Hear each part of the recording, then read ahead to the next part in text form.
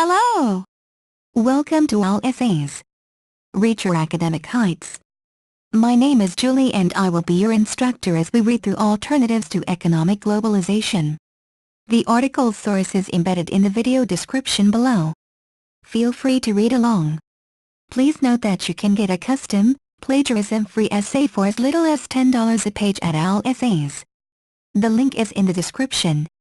Speaking about positive and negative socio-economic impacts of globalization, it is necessary to underline that the general effect of globalization is dubious regarding its developed and developing countries. In general, it is developed countries that basically benefited from globalization while developing countries are in a rather deprived position, since the trend that is often singled out by specialists concerning globalization is the fact that rich countries become richer while poor becomes poorer. Consequently, globalization is obviously positive because it enriches developed countries and negative as it deteriorates the situation within developing countries. Furthermore, another positive impact of globalization is new markets and consequently new perspectives that open basically before developed countries. The development of competitiveness may be treated as a positive impact as well, since the wider market is the more severe is competitiveness. In socio-demographical terms, globalization contributes to free movement of labor force that is obviously positive for the countries which suffer from unemployment, and in such a way they can export their labor force. Finally, some specialists believe that elimination of financial barriers is also positive since it contributes to development of free trade. However, practically all positive impacts mentioned above have their other side, that is rather negative. So, if some countries, basically developed, become richer due to globalization, then it is natural that they do it because others become poorer, basically developing. Furthermore, globalization opens new markets, but mainly for producers from developed countries. At least their products are much more expensive than that of developing ones. As for competitiveness, it is positive without any doubt, but the problem is that in the competitive struggle developed countries has obvious advantages, since they possess high-tech and well-developed infrastructure, while developing countries has nothing but their natural resources to offer on the world market. Moreover, current competitiveness would eventually result in lack of competitiveness at all if the global market is not regulated by anti-monopoly laws. Speaking about relatively free movement of labor force, for instance in the EU, it is positive mainly to new members, or in global terms to developing countries, but not for receivers of new employees. Finally, elimination of financial barriers, disappearance of quotas, etc. may have negative consequences as well, since it makes the markets of certain countries or even regions unprotected that may be crucial for local economies. Thus, in conclusion, it may be said that globalization has both positive and negative impacts. The problem is that developed countries are in a better position than developing ones, and consequently globalization leads to free but not always fair trade, and as a result economic, socio-political and cultural integration of practically all countries of the world. CEO of a Central America IT Corporation in Europe. In order to globalize the service of CEO of a Central America IT Corporation, it would be very desirable to either acquire some local company working in the same segment of the market, or at least to develop contacts with it. Naturally, before starting the expansion in the European market, it is necessary to start an advertising campaign using the most advanced technologies, including Internet. Then it is recommended to develop the company's infrastructure within the market it is supposed to operate in. Finally, the main goal of the corporation should be the creation of its own brand, quite popular and well known.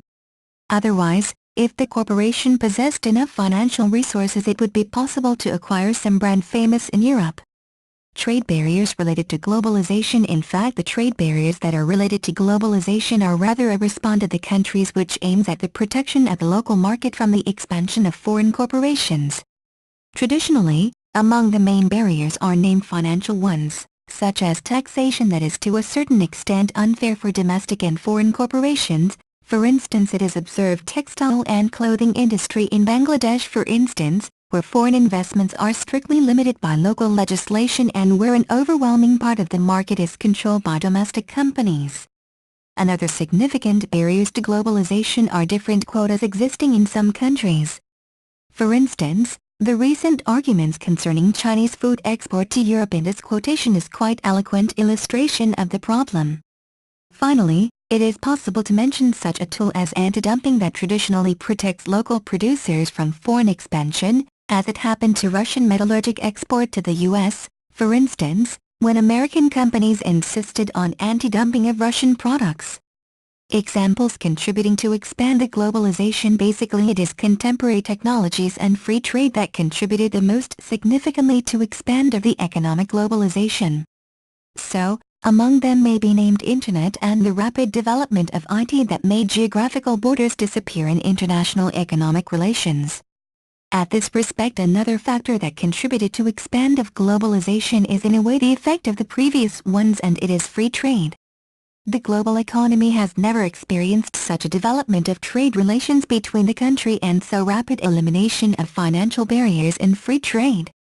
Lack of competitiveness as the way to degradation. It is obvious that the lack of competitiveness leads to degradation.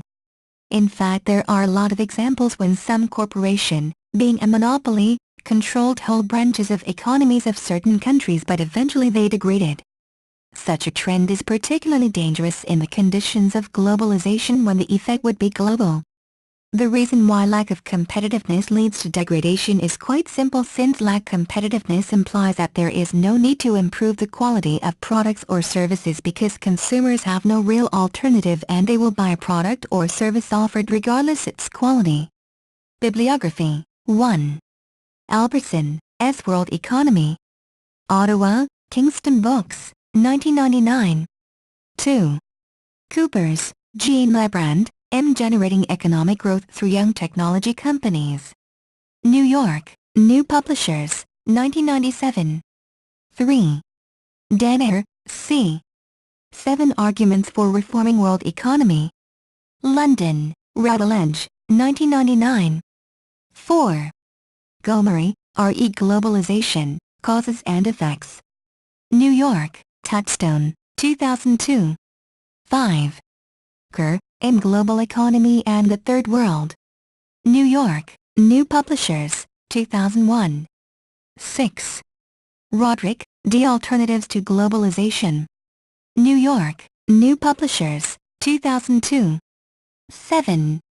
Rolfe, K. World Economy, Past, Present, Future.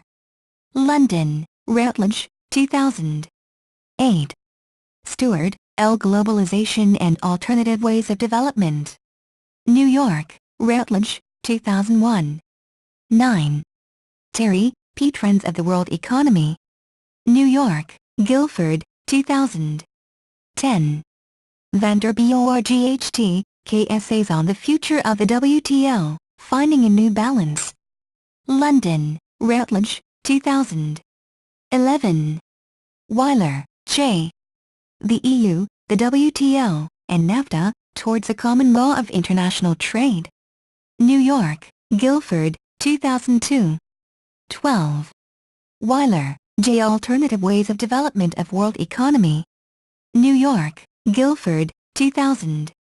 Thank you for taking your time to listen to me. I hope you enjoyed learning about alternatives to economic globalization as much as I did. Kindly remember that you can get a custom, plagiarism-free essay at OWL Essays for as little as $10. The link is in the description. See you next time.